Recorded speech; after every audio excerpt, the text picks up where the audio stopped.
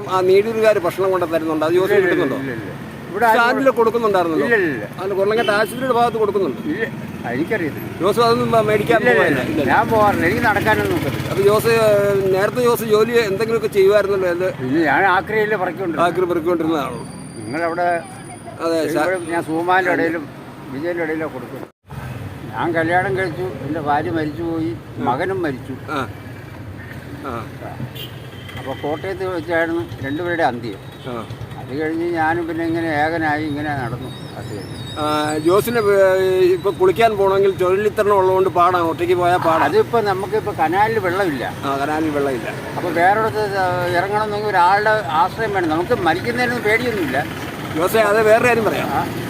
നമ്മൾ എന്തെല്ലാം ബുദ്ധിമുട്ടുണ്ടെങ്കിലും നമ്മൾ ഇത്രയും കാലം കൈ നീട്ടിയാലും ജീവിക്കാനുള്ള ഒരു മനസ്സ് വലുതല്ലേ? അതുണ്ട്. നമുക്ക് വേണേൽ എന്തെല്ലാം ചെയ്യാമായിരുന്നു. അതൊരു വലിയ ഒരു ഇതാണ്. അതിനെ ഞാൻ ബഹുമാനിക്കുന്നു. നമ്മൾ മറ്റാളുടെ കൈ നീട്ടിയാലും നമ്മുടെ ജീവൻ ബലപ്പെട്ടത്. പിടിച്ചു പറിക്കുന്നതിലൊന്നുമില്ല. കൈ നീട്ടിയാണെങ്കിലും ഇപ്പം നമുക്ക് 10 രൂപ ഉണ്ടാക്കാനുള്ള ശക്തിയില്ല, ആരോഗ്യമില്ല. വിദേശത്ത് പോയി ഒരുപാട് ജോലിയൊക്കെ ചെയ്തല്ലേ? അത് 2 വർഷം. 2 വർഷം അത് സൗദിയിലായിരുന്നു, ദമാമിലായിരുന്നു. അത് 2 വർഷം കഴിഞ്ഞപ്പോൾ അത് കഠിന ജോലിയായിരുന്നോ? കഠിനമല്ലേ? അത് സ്പ്രേ പെയിന്റിങ്ങിന്റെ ഗ്ലോബൽ സുഗമി എന്ന് പറയുന്ന ഒരു കമ്പനിയാണ്.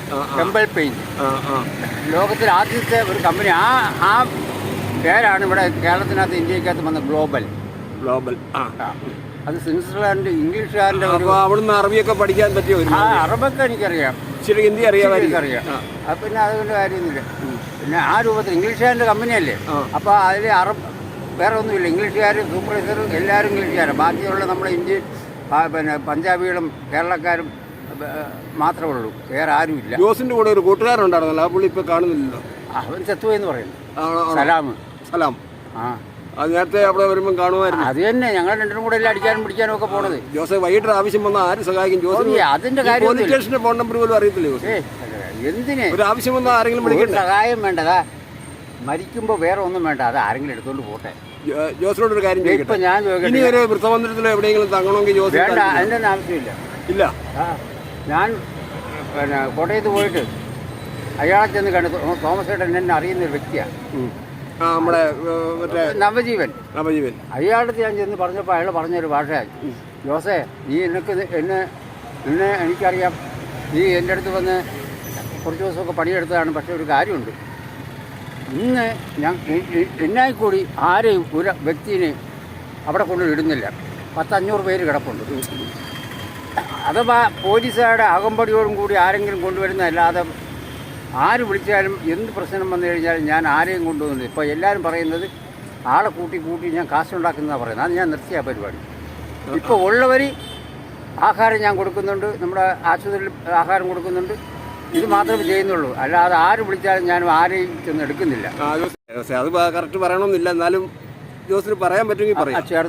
ചേർത്തല എത്ര നാൾ എന്തായിരുന്നു ജോലികളൊക്കെ ചെയ്തുകൊണ്ടിരുന്നത്? അല്ല, ഞാൻ പിന്നെ കൂലിപ്പണി ചെയ്തു, പിന്നെ ആക്രി കച്ചവടം ചെയ്തു. നിങ്ങൾ കാണുന്നതല്ലേ. ഇതെല്ലാം ചെയ്ത് കഴിഞ്ഞാൽ ഇപ്പോൾ ശ്വാസം മുട്ടിയതായതുകൊണ്ട് എനിക്ക് നടക്കാൻ പറ്റില്ല. ആ ഒരു ഗതികേടിലാണ് ഇപ്പോൾ നടക്കുന്നത്. ആരുടെയെങ്കിലും കൈനീട്ടിയുള്ള ആശ്രയമാണ്. ഇനി ആഹാരം കൂടുതലായിട്ട്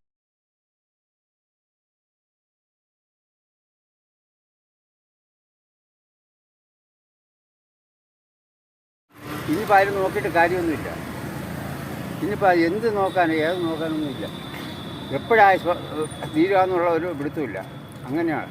ഒന്ന് തുണിയുണ്ട്, ഒന്ന് മരണം വരെ നമ്മൾ ജീവിക്കുക എന്നുള്ളതാണ്. അത്രേ ഉള്ളൂ.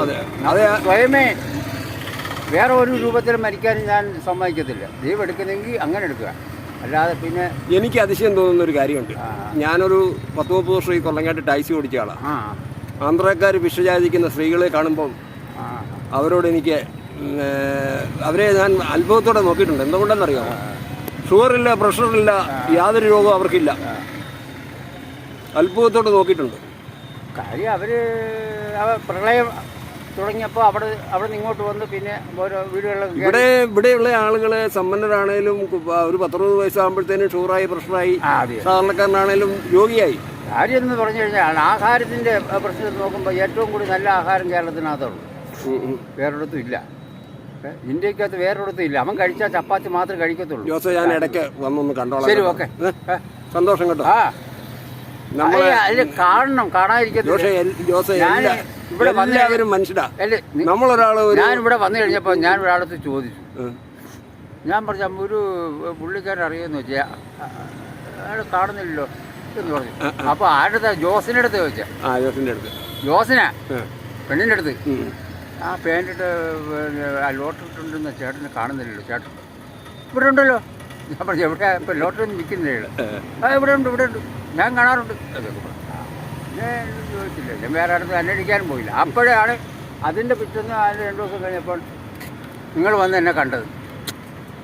ഞാൻ ജോസിനൊരു വലിയ ചെലവൊന്നും ചെയ്തിട്ടില്ല. എനിക്ക് ചെലവിൻ്റെ ആവശ്യമില്ല ജോസേ, ഞാൻ കണ്ടോളാം, നിർത്തിക്കോട്ടെ. സന്തോഷം.